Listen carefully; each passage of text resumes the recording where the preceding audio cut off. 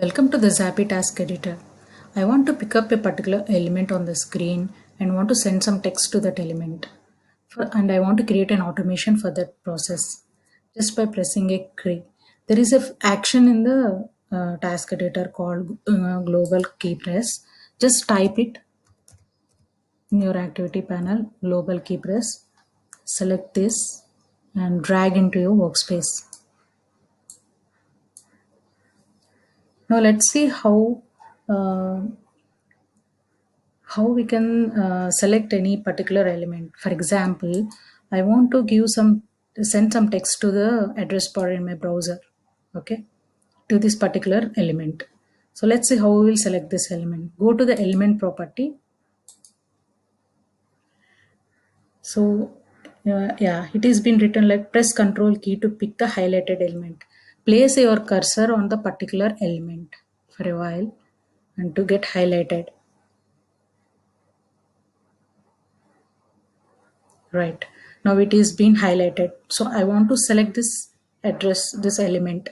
So press Control key and yeah. So now the element is being picked. Just provide any property here. So I'm selecting here an ID and pressing on OK button. Yeah. Now in the text property, just write what you want to send into your address bar. For example, I want to open a website, Zapier website. So I'm just typing the address,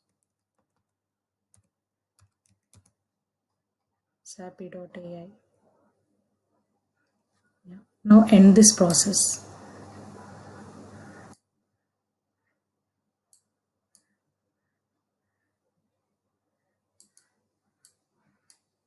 Yeah. In the text we have entered the address of to which site you want to go into your browser. So this text will be coming up into this element, into the address bar of your browser. Okay, let's save this automation. Give some name to your automation. Save it. And now run your automation.